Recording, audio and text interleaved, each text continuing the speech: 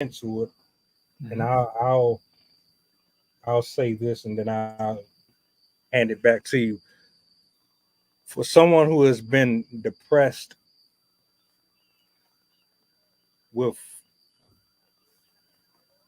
not feeling like I was good enough or that I would amount to anything, it can render you speechless. It can put you in places where you give up on trying to live a life of normalcy by your standards. Having this heaviness on you is so debilitating to the point to where you don't really want to be bothered with people, or you take out your issues on everyone else, or you hurt people that's trying to care about you.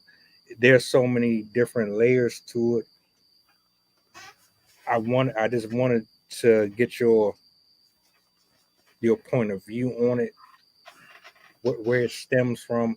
I know I can say that a lot of it for me came from my upbringing, but I can say that even not having my mom there all the time,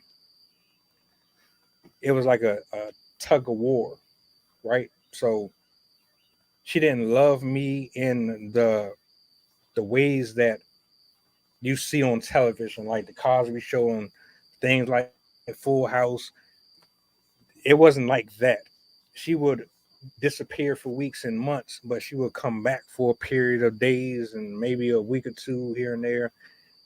And I would be mad at her for being gone so long, but just seeing her for a few days, it kind of just erased all of that.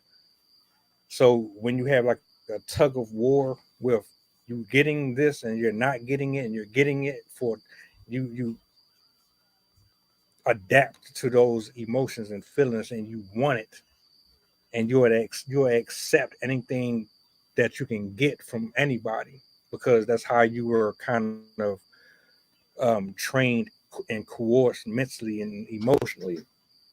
And as I got older, my relationship suffered because of how I kind of dealt with my family and school and things of that nature. So I had to learn how to understand that a lot of what is happening in my life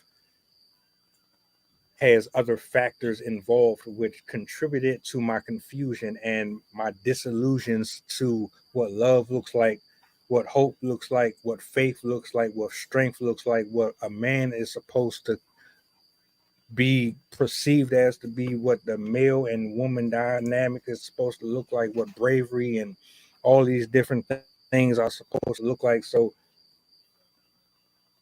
a lot of trial and error and a lot of correction and a lot of me stumbling and falling on my face and making horrible decisions is what got me to where I'm at right now. How do you feel? Because I know everybody's story is different. How do you feel overall about just depression itself? And I'm just curious what your take is. It's funny because the as someone who's studied behavior, someone who's studied psychology and trauma at an extensive level for many years, the idea of depression is something that always comes up invariably. And one thing that I've found to be true is that, and any kind of research that you look at in psychology, it always comes back to this one truth is that depression basically is a violation of perspective. It's the perspective you have of yourself, the perspective you have of others, and the perspective you have of life. In that moment, when you feel the depression beginning to set in, there's this feeling that the world is too large and it's too dangerous for me to go through, and I can't do anything about it. And it's basically the feeling that there is no control that you can have of your world, and there's no way that you can make any kind of changes regardless of what you do. And as people who are meant to do great things, they're meant to exert their will on the world, this becomes the worst thing ever, or one of the worst things ever. We have this ability of being able to make our mark, and especially for those who are very ambitious, the more ambitious you are, the worse this hits you. Because as you begin to want to exert yourself and you get pushback after pushback, challenge after challenge, failure after failure, and your perspective is one that you believe that you should be able to succeed, that things should come easily, or at least easier than they are, and you should be able to have some kind of evidence that you are worthy because of what you are doing, or because of the connections that you've had, the relationships that you've created, or the works that you've committed to doing. And when those things don't pan out, we tend to look at that as a personal failure. And it's a lot due to, because we have this feeling that we're supposed to succeed. This is something that in my mind, I've already envisioned the success. I've already seen that this is going to happen. It's going to happen in this exact way. We've developed an expectation of how things are going to happen. And something I love to tell my clients is that the more that you expect, the more you can expect to be disappointed. Because expectations do not translate into lived experience. They don't translate into reality. It's an imagination. Yeah, we cling to these, a lot of people that I've seen cling to these thoughts of what should be, and then believe that life has betrayed them in some way, leading them down a different road, because they should have experienced what they had expected. So for me, it's more of something that's has to do with the feeling of needing control, the need to be in control, the need to have some kind of control in one's own life, and the lack of control they actually have versus the control that they believe they should have. That's at least a way that I've been able to see it. Each individual's mileage may vary.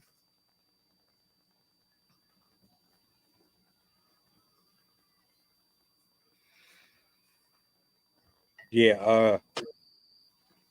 One thing that I want to throw out there, I always will at this point in my life, at this age, having my grandparents have some ties in the church. My great grandmother, all the way down to my great grandmother, they always made us go to church when we were younger. So a lot of that played a part in keeping me grounded to a certain degree, where I would never go off to the extreme. I think having prayer warriors or a tribe that has God in their life, where someone is praying, plays a major role in keeping you from utterly just wiping yourself out. Um, and it's interesting that you said something about failure, because I always had dreams of this extravagant lifestyle with this gorgeous home, and I'd have this amazing career working in law enforcement. I would be a superhero to the community.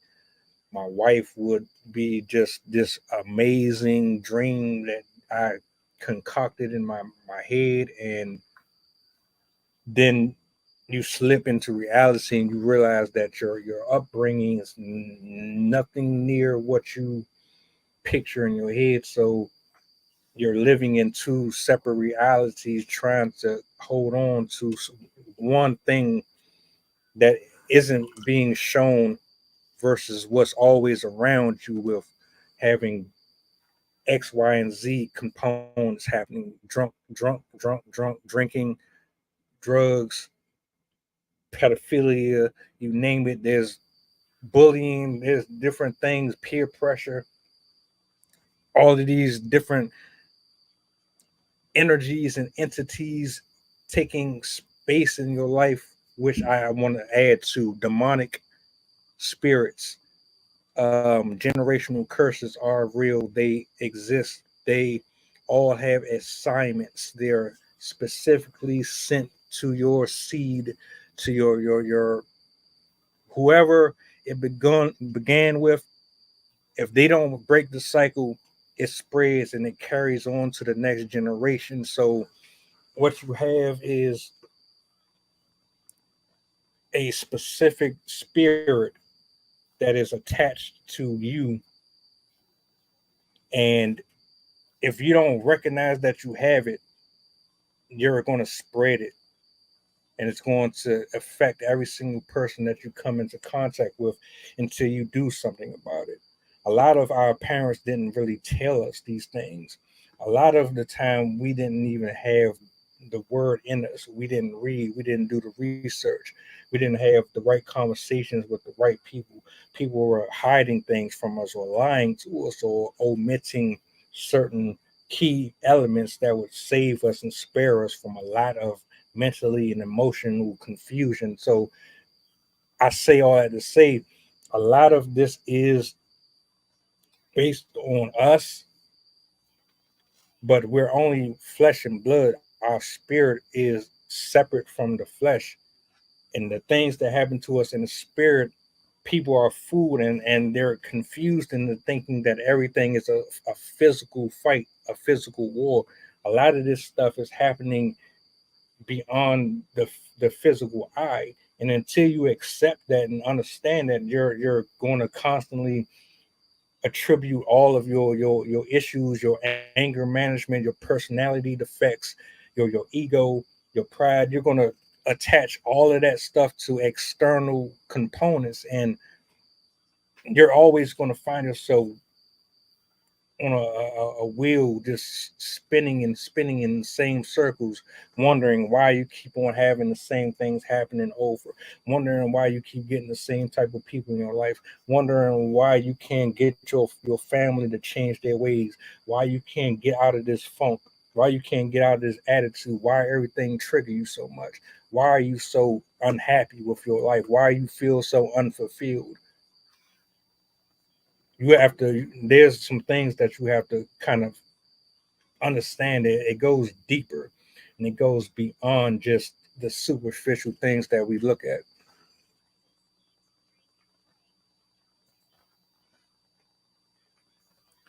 So one thing that I would caveat to that is I believe that a lot of these things that you've talked about are absolutely real.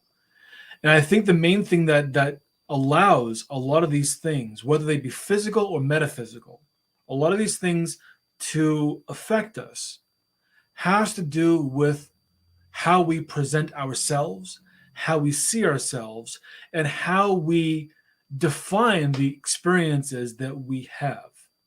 And what I'm talking about, there's in psychology, there's this thing called the locus of control. And the locus of control is basically, it's a fancy way of saying, how do you interact with the world? And now it has there are two different ways of viewing the world. There's an external locus of control and an internal locus of control. So an external locus of control, this has to do with someone that, I hope I didn't, anyway, this has to do with someone who they tend to allow life to happen to them. They don't necessarily take responsibility for the things that they have done. They believe that life happens to them and they have no ability to affect their lot in life. The things that happen are just things that they can't control. And they basically go through life as a victim. They go through life believing that no matter what is going on in their lives, they have no control over it. They are going to constantly be in a state of this chaotic flux where anytime that someone interacts with them, they just are very reactive because they don't feel like they have the ability to control what happens. So when you get someone who comes across them who wants to do them harm and wants to do them harm spiritually, let's say they want to hex them or some kind of other kind of curse, or they want to do something that causes bad luck or whatever. A person with an external locus of control is going to believe that's possible and going to buy into the fact that it's going to happen to them. And guess what? It does. And it happens because they have allowed it to be so. And they've allowed it to be so because they are allowing life to dictate their terms. Now, a person with an internal locus of control is going to be completely different. This is someone who understands that they have a certain responsibility. And that responsibility is to care for themselves and to care about others. Their decisions, their actions, their behaviors are under their control. They have the ability to decide how they're going to act, react, and respond. These are the people who go through life looking at circumstances as just that, circumstances.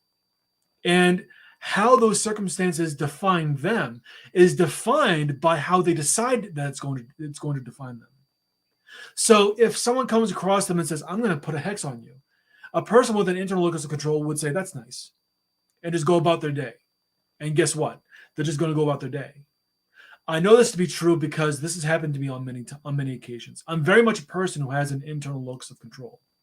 I know that in order for me to enjoy my life, I have to be responsible for what I think, how I behave, what I do, and how I see the world. It's all dependent on me. Now, the way I interact with people is going to determine that interaction, and I have a responsibility to interact with other people in a way that is either going to foster good interaction or is going to create a sour interaction. But guess what? I have control over that.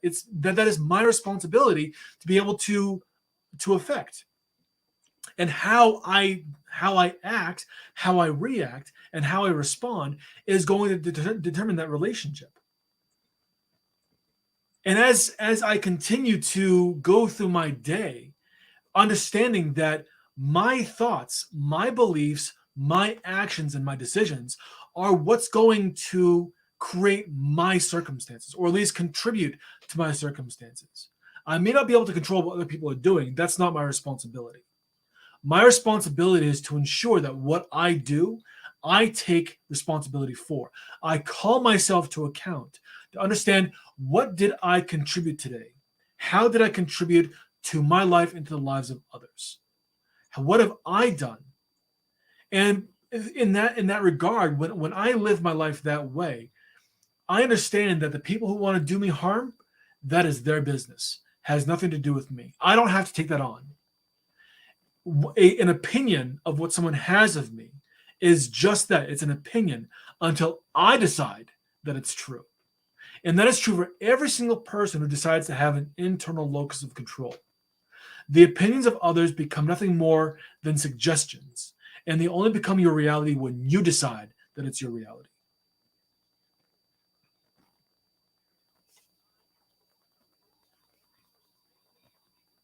We getting into it, folks. Listen closely, because tomorrow you don't know what you're going to walk into. Your phone might ring in the next 5-10 minutes. You don't know who's going to call with what type of energy. You don't know who's talking to you in your head. You don't know what voices to identify as good and evil. Think about this for a second. I know it seems far fetched and it seems like it's a joke, but it's not a joke. It's not a game.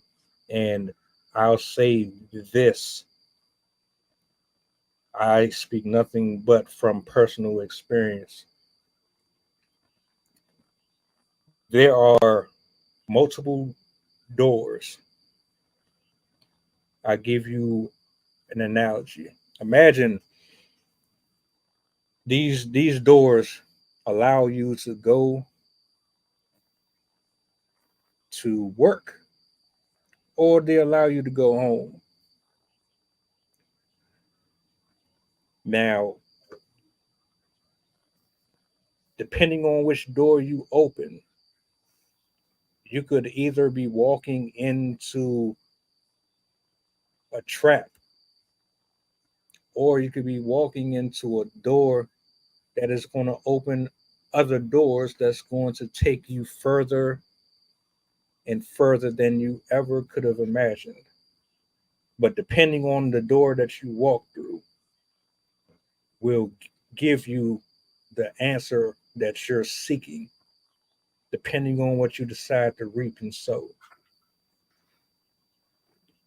Understanding that we all battle with demons and we have angels with us as well. The voice of God is always with us, but so is the enemy's voice.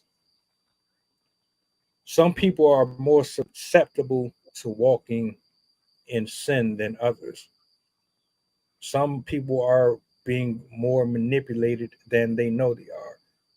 How can you know if you're being manipulated by a demonic spirit? I'll give you an example. You know you're being manipulated by a demonic spirit when you constantly run into the same friends, the same family, the same bondage, the same habits, the same addictions. Then you can't beat it. And every time you walk away from it and you find yourself free from it, you find yourself being sucked right back into the same patterns over and over again. I'll give you another example. Let's say you have to deal with a cash register operator. They have a nasty attitude. Your response is to give them the same response that they gave you back. Why is that connected? Well, put it this way: demons are angry. Demons feed off energy, they feed off of your life force. They need you to open the door for violence. They need you to open the door for being ignorant, sexual, promiscuous, habitual liars. You have to feed into the desire of your eye and your flesh. Once you allow a person that's being used to manipulate you into doing what they're antagonizing you to do, you therefore open a door. And once you open the door, you allow that spirit to enter into you. Now you're affected by it. Now you're lashing out and you're angry and you're bitter and you're upset and you're confused and you have all of this stuff going on because you didn't understand that. And I love this when people make these excuses about, oh, I was always like this. I was born this way.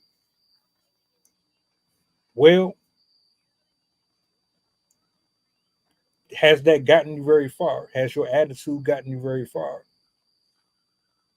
Has your decisions to argue and be combative gotten you very far? Has your ego gotten you very far? And see what you're not understanding, and this ties into depression because depression is a demonic spirit and it wasn't given to you by yourself. It was passed on to you. Nobody cared enough to break it down to you. No one sat there and gave you the tools and gave you the advice or the proper love or instruction to identify how to keep stuff away from you. And I like what you said. It's our decision on how we react to things. You can cuss me out, you can treat me like trash, you can lie to me, manipulate me, you can want to kill me, you can do whatever it is that is in your heart's desire. That's your prerogative. That's your walk. That's your life. His life, my life, our walks are completely different.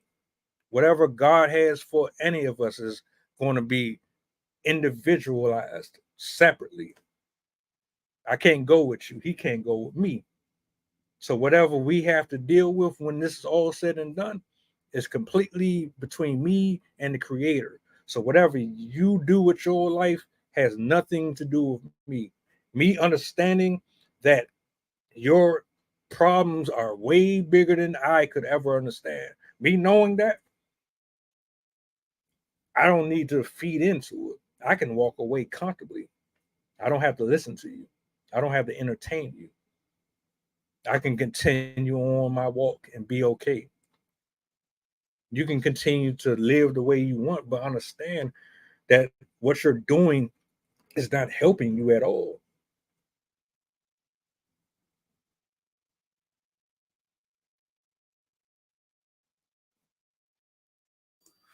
I was muted. I love what you said there about as far as the things that people do, opening the doors, and how what they experience based on what door they open. And a common question is, well, how do I know what door to open? And this ties into the question that Lena just asked about how do you set boundaries? Because this is absolutely tied to that. Because your ability to set boundaries is what's going to determine your success. So there's I look at the ability to set boundaries as three steps. First, you have to know what it is you want to do. What are your responsibilities to yourself? What are your responsibilities for yourself? What are your responsibilities towards others? Understand what those are. How do you take care of yourself? How do you show up for others? Once you understand what you want to do, what your responsibilities want to be, you have to figure out what is going to help you to support you in achieving those goals, supporting yourself and supporting others.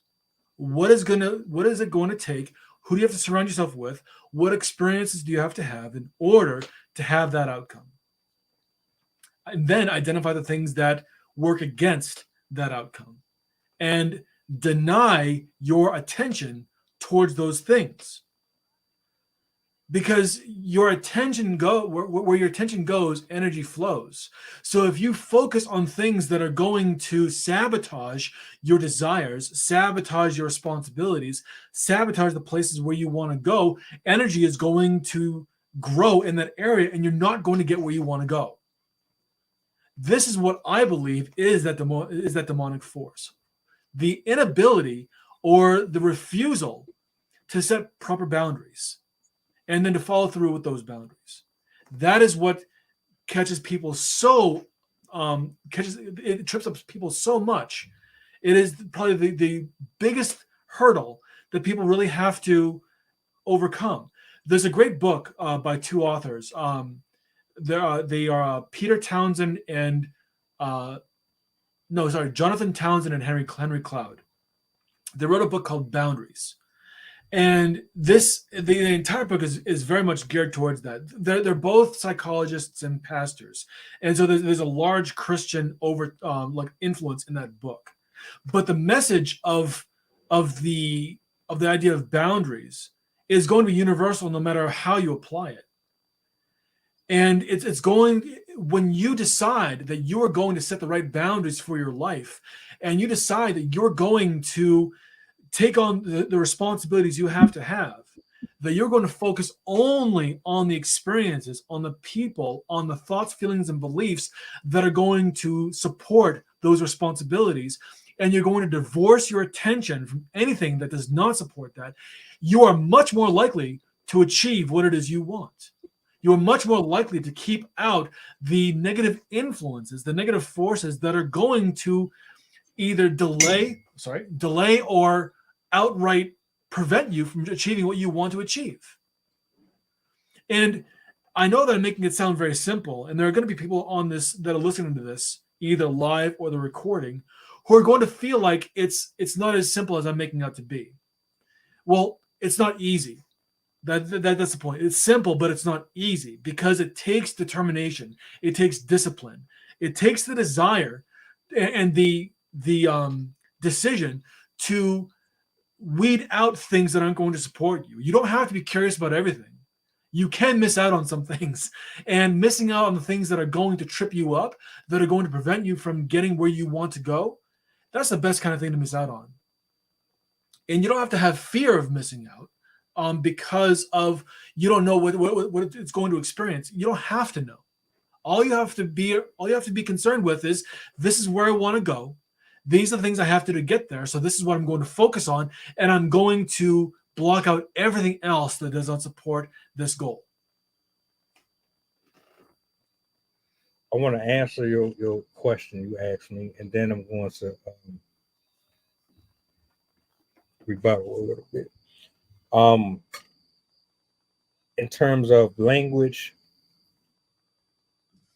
I try my best to kind of limit myself with how there's going to be days where I'm super passionate and I let it out, and then there's going to be days where I'm super relaxed and chill and calm.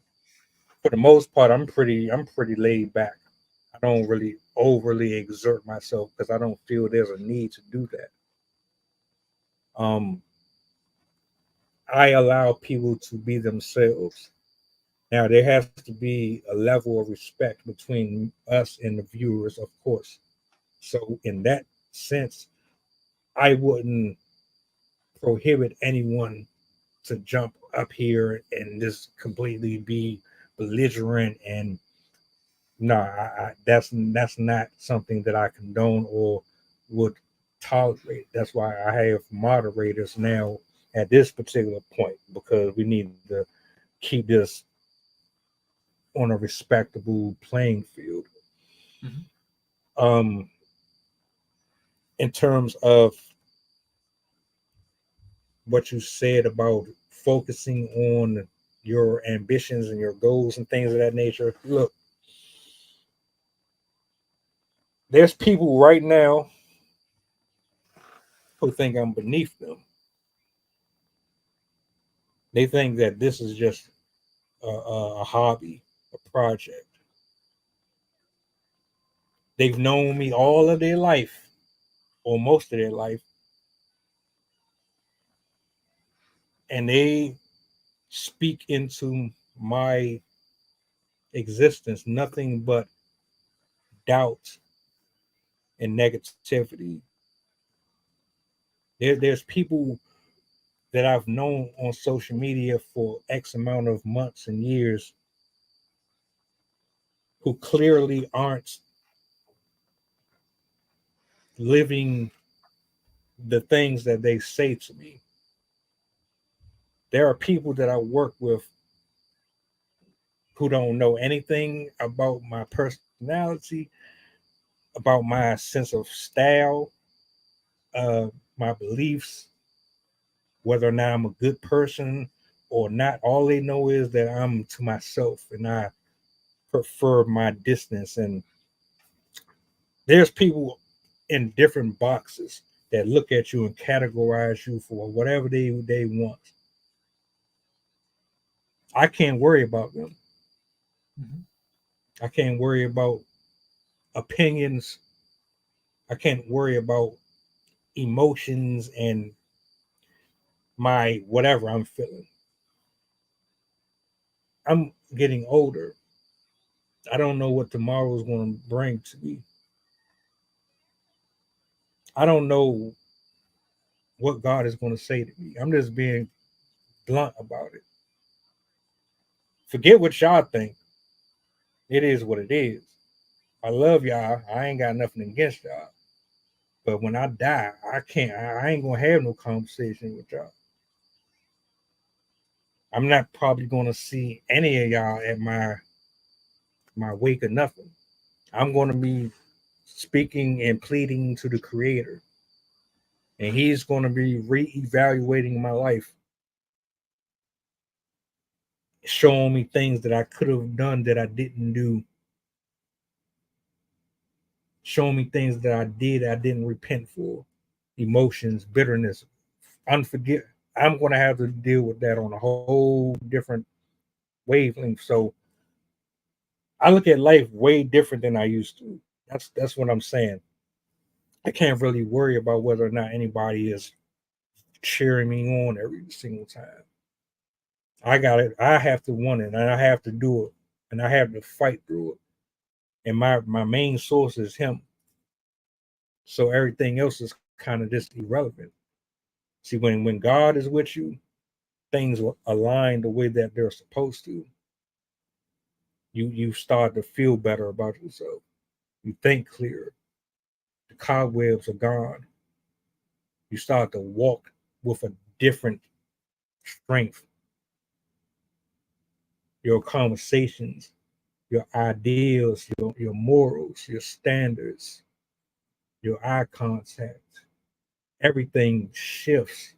And the people who, all these people who put doubts in your head and lie to you and manipulate you for sex, manipulate you for money and gain, the people who oppress you, the people who try to keep your gifts from elevating, the people who make you feel like you're worthless and you're not a good woman or you're not a good man or you can't come out of your whatever it is that you're in, the pressures of the world. I said this the other day. I don't care. I got a plethora of wickedness all around me every single day trying to just tell me to give up. I can't listen to them because they're not the ones who provided me with everything that I have and everything that I got. God loves me. He never left me. He didn't tell me to be depressed. He didn't tell me to go deal with phony people. It wasn't his idea for me to interact with fake friends and fake love. It wasn't his idea for me to smoke. It wasn't his idea for me to drink. He didn't want that for me. I chose that. I allowed those things to enter. But that's what I'm saying. We gotta face the reality, man. We do things, whether it was intentionally or it was because of uncircum. I can't think of the word. We follow footsteps. We watched our moms, our dads, our brothers, our sisters, our uncles. We watched and we imitated them and we picked up stuff. But it's to a point to where you have to kind of look at yourself like, I can't do this no more. I'm over it. I'm done with it. Because something inside of you, you know, you know you're uncomfortable when you spend your whole life trying to please people and please everybody else, and you spend all of your money on the aesthetics and the physical things to make people smile, to make yourself smile. But even when you spend hundreds and thousands of dollars and you go on all these extravagant trips, no matter how many pictures you take, no many haircuts you get, no matter how many times people kiss your ass, mm, kiss your butt, no matter how many times people butter you up, there's something here. Let me get close. There's something there that is empty. This is empty. It is not happy. It's not fulfilled. You're not satisfied. And there's a reason why you're not satisfied. Because the source of your joy and your peace and your happiness is coming from a temporary world, a temporary existence that's not sustainable. This computer, that car you got, that fancy apartment, those children, them parents, that favorite book you got, it's temporal.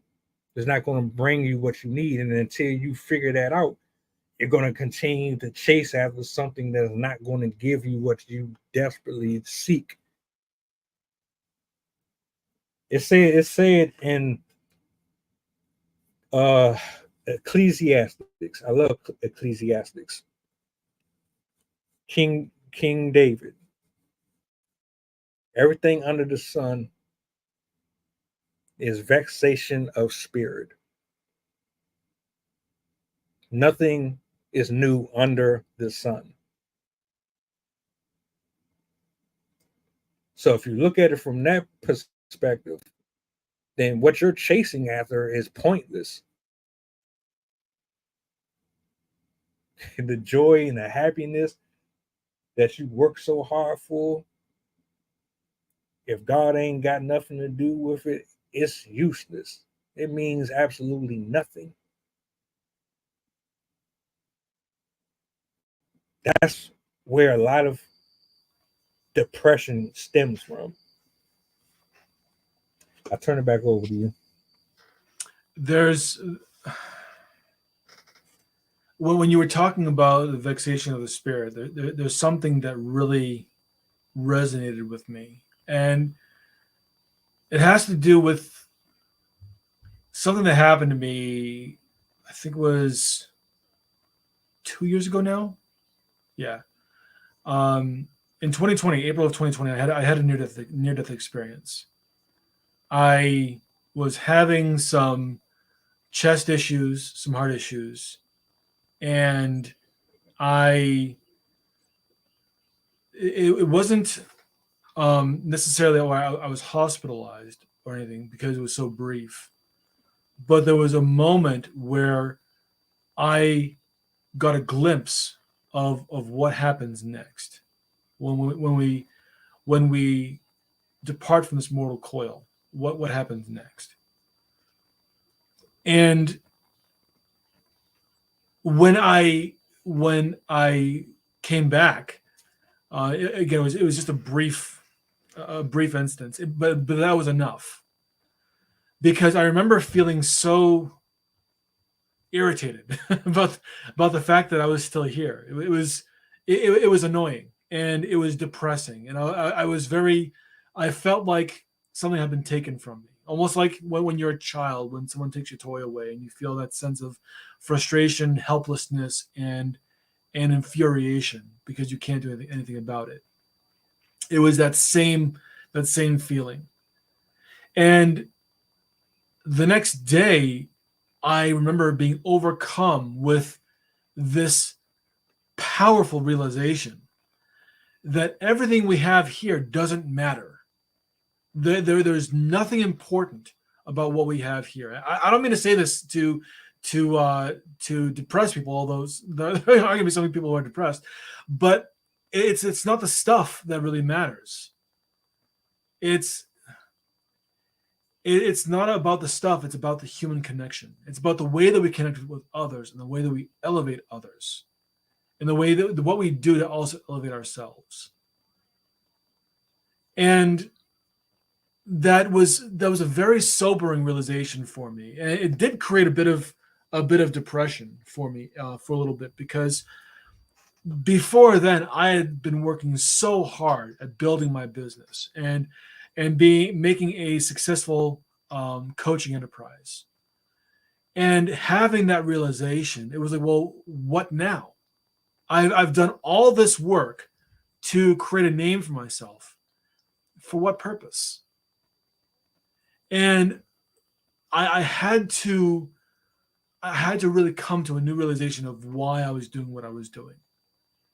Because before I was doing it to be recognized and for the money. I was doing it for the personal gratification, being able to say that I did this. I was recognized. I now had a platform that I could feel like others respected me. Only to realize that it didn't mean anything. That purpose meant absolutely nothing. And I almost gave up on the dream. I almost closed my doors and said, forget it, I'm not doing anything. I'm just going to live as a hermit. I'm going to find a place to build a yurt and just kind of live off the land until the end of days. But I didn't do that. I came to my senses and realized that would also not be a good use of my time here on Earth in this reality. And I decided to change the way that I saw my business, change the way that I saw other people, and I changed the way that I decided to determine what success was. And don't get me wrong, I still strive to have a successful business. I'm still working towards that, but it's for a different reason now. It's in order to help other people recognize the greatness of themselves. And that is the primary job that I have. It is to help other people recognize the greatness that is inherent in them and help them understand that they are capable of so much if they just learn to trust themselves and they learn to approach every interaction as an exciting opportunity. One that, when they have the right responsibilities and boundaries, can lead to amazing experiences and create a life that is full of opportunity and possibility. And that has now become, for the last year and a half now, that is exactly why I have decided to keep my business open. It's for that fact. It's just to be able to do that for people.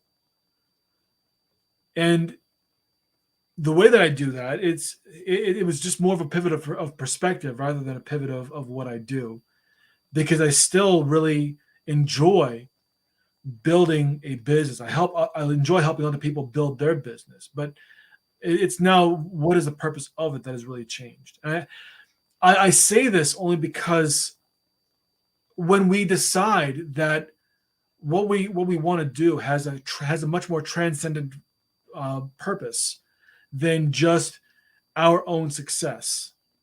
When we decide that what our goal is, our ultimate goal is bigger than us, bigger than our previous goal, it becomes what a friend of mine told me about. It's called a BHAG, a big, hairy, audacious goal. Something that is well beyond you, well beyond your ability to accomplish alone.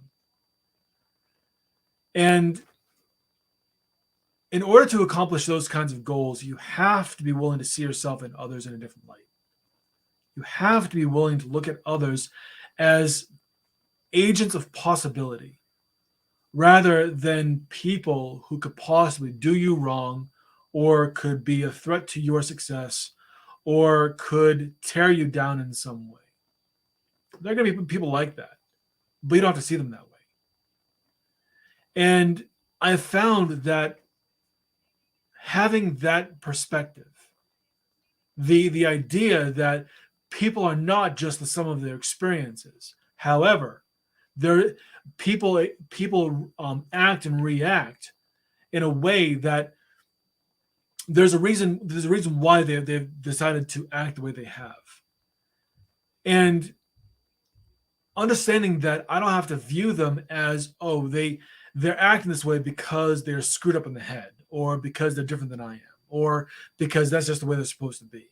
It's very easy to have those kinds of beliefs about people.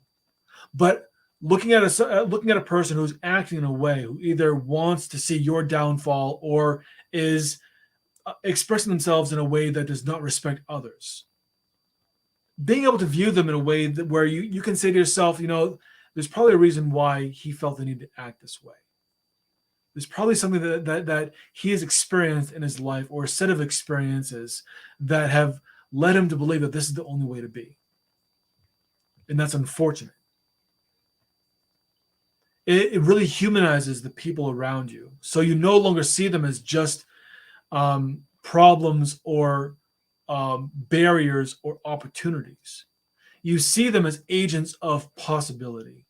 Because if there was something that caused a person to act in a certain way, imagine what would happen if you interacted with that same person in such a way where it could change their perspective.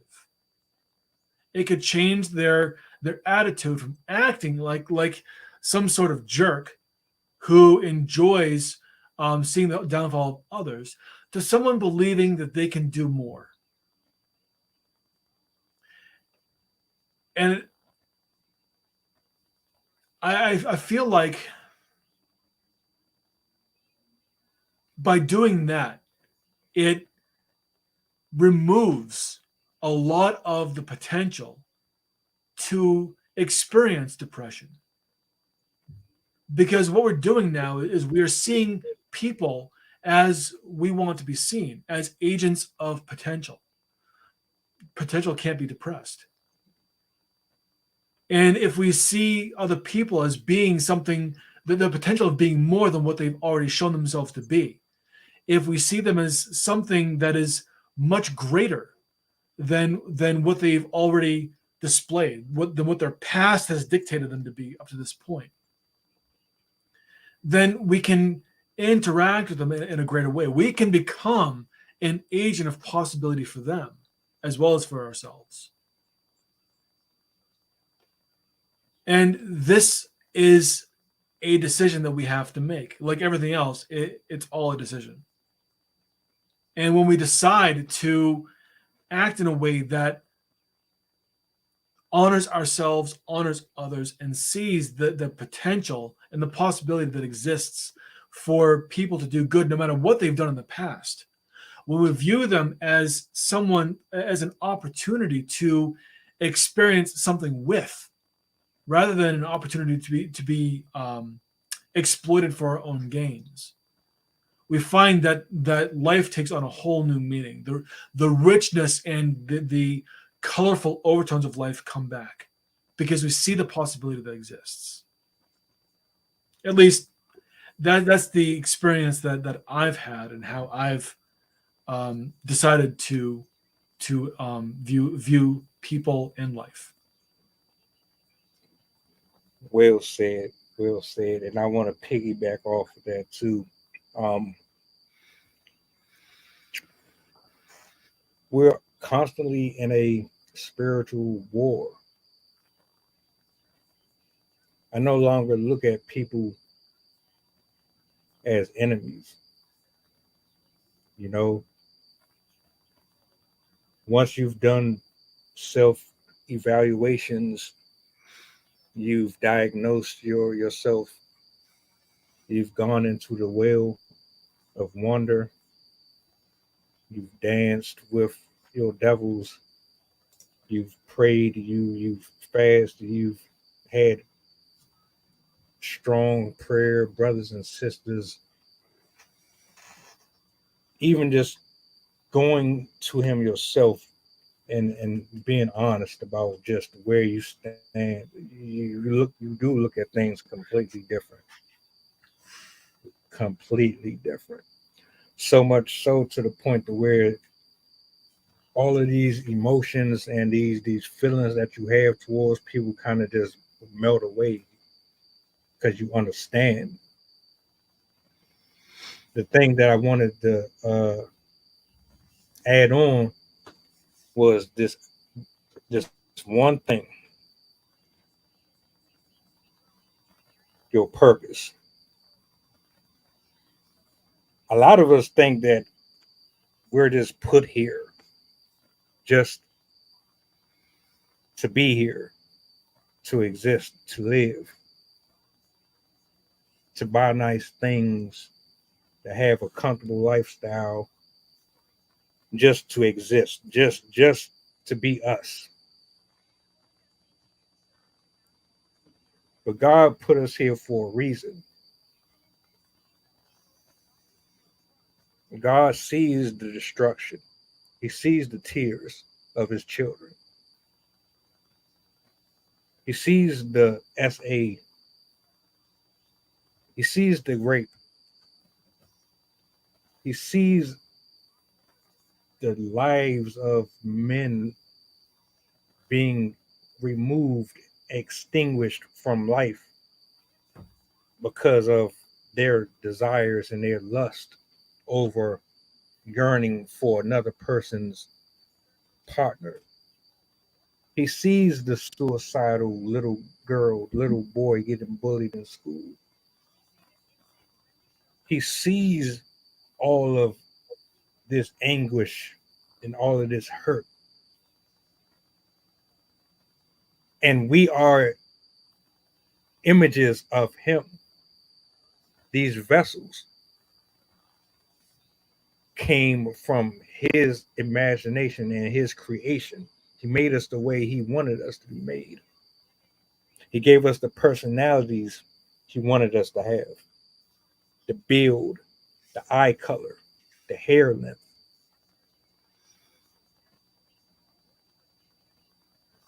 But we don't look at it from a broader spectrum. We're indoctrinated to think that we're on this bubble to just pay taxes to the IRS, kiss and tell, have kids, and die. But if you look at it from a different point of view, there's people that's hurting. There's darkness. You see it. I see it every day. There's a dark side and then there's a light side. And we're supposed to be the light. You ever get up early in the morning for work?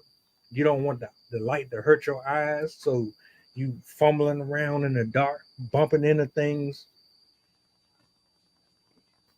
That's how lost souls are.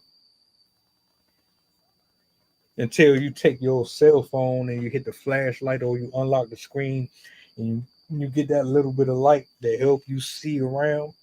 We're the light. We're supposed to be the light.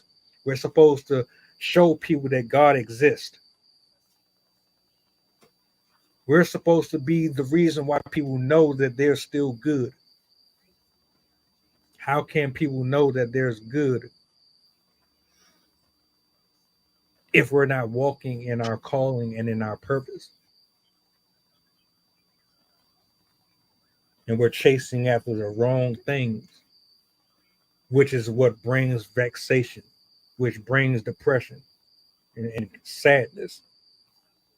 And you seek all this affirmation and confirmation and all of these things from different people, from things, and because we're not really doing what we are supposed to be doing. And I'm sorry, some people might not agree with that. That's fine. But it's the truth. I can't lie. I know it's the truth. I know that I know because I've been where I needed to be to see and experience it for myself personally.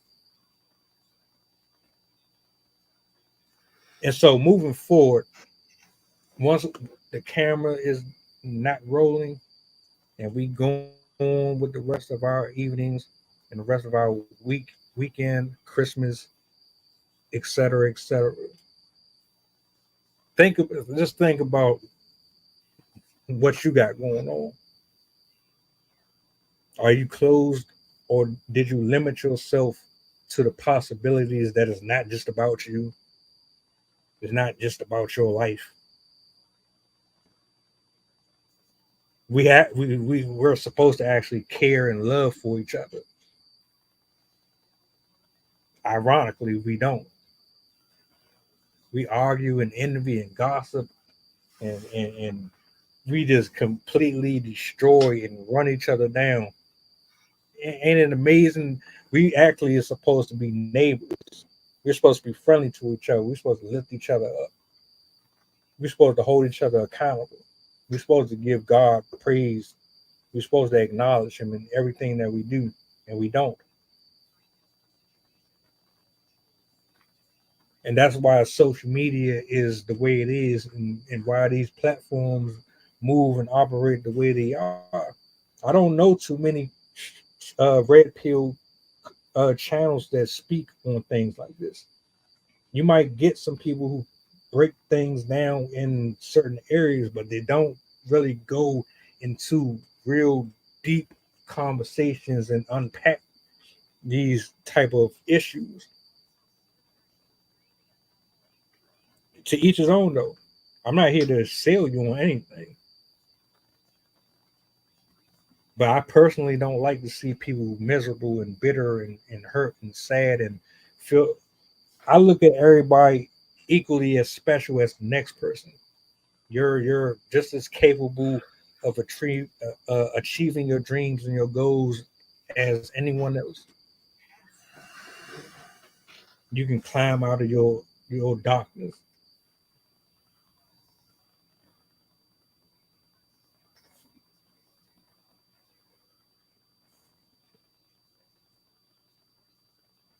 I know we've been on here for a good little minute. Anytime you get these type of topics, it's going to go there. But This I topic's give you fire. So yeah, I mean, this is the kind of thing that has to be talked about. I don't think this kind of thing is talked about enough. And the message that you and I seem so passionate about are it's the kind of thing that can come up no matter what we're talking about, because it is a basic fundamental truth. And when you talk about things that have to deal with the challenge that the challenges that people undergo, and you talk about the things that can help to alleviate those challenges, talk about the things that can help to heal from the negative influences that we have. It doesn't matter what you talk about, these things are going to come up over and over again. The solutions are principled. And so when you have situational challenges, you can look to the principled solutions as a way of being able to overcome them. So these are kind of things that we'll be talking about over and over again, I'm sure. And the biggest thing that I can add to this conversation, especially add to what you've said, is that yes, there is a lot of hurt. There is a lot of suffering that goes on. And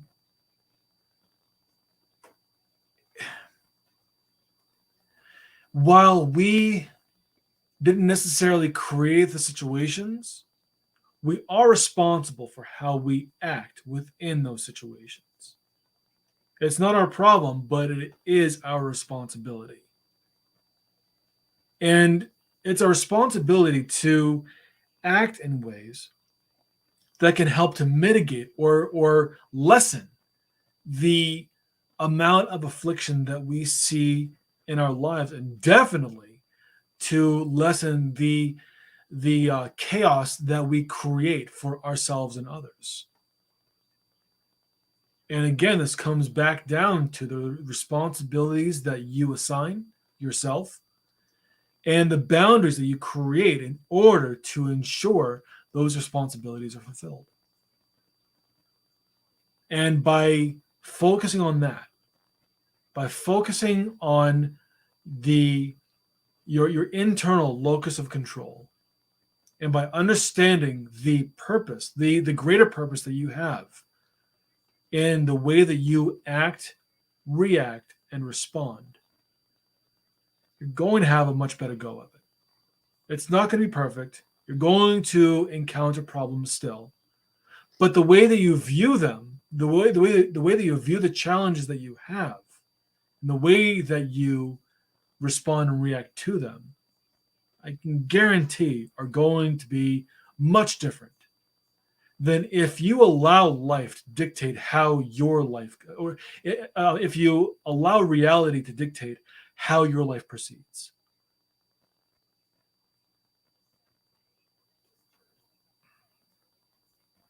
no wiser words said.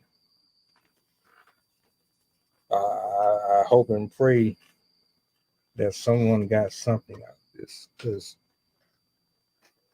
I leave these streams. I thank God for the conversations. I thank Him for giving me self discipline and an ear to actually listen and hear and let it register. It's one thing to hear somebody talk. It's another thing to apply it. And after I leave the confines of this seat, I meditate on the back and forth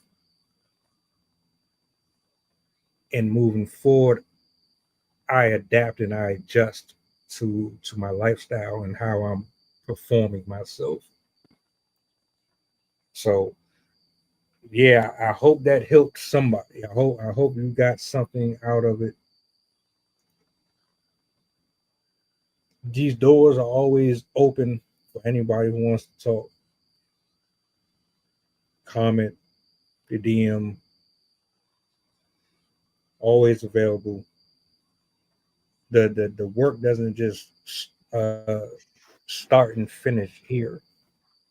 This has to go on even after the camera is not rolling. So if I can help in any way, I'm around. And I thank you, brother, for pulling up tonight.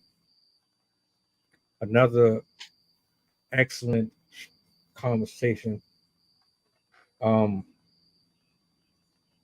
don't know what your Christmas and your holidays are going to be like, but I do hope and pray that it is filled with joy, peace, good company, and good health from the bottom of my heart. I mean that. Thank you. I hope the same for you as well. My Christmas is going to be rather quiet, and I love that. It's going to be a very quiet Christmas. The my wife's kids are going to be with their father in Mexico. Well, I'm stuck here in the cold of Canada, so that's gonna be fun. But it means I'm able to work more on my book, and I'm able to work more on growing my business even further. Um, as always, I love these conversations with you, and I cannot wait for the next one because I know for a fact that the interactions that we have, both of us being deep thinkers, they something good always comes of it, and I know that people walk away with something greater than what they started off with. Absolutely, absolutely. We definitely gotta connect after this is done. See what we can conjure up for the next one. I know I'm going live tomorrow and I'm going live Saturday. Um, Next week is no different. I know I'm going to take Christmas and things, and I know people want to be with their family and things like that. So I did have the idea of doing a countdown going into 2024, one of those specials. So if y'all think that's a good idea, I'm on board. I definitely think that would be pretty cool. But yeah, man, you have a blessed night. Everybody that pulled up, have a blessed night. I ask God to keep and cover you all, to bind up anything that will keep you from receiving the conversation. I ask right now in the name of Jesus that He will bind up anything in your hearts or in your spirits that would refrain you from receiving or freeing yourself from any bondages or yokes. That He will cover you in your homes. That He will cover you in your sleep. That He will cover you leaving and coming out of your respective homes. In Jesus' name, I pray these things be done in His name. Amen. You enjoy the rest of your evening, brother. We'll talk You as well. soon. Thank you so much for having me.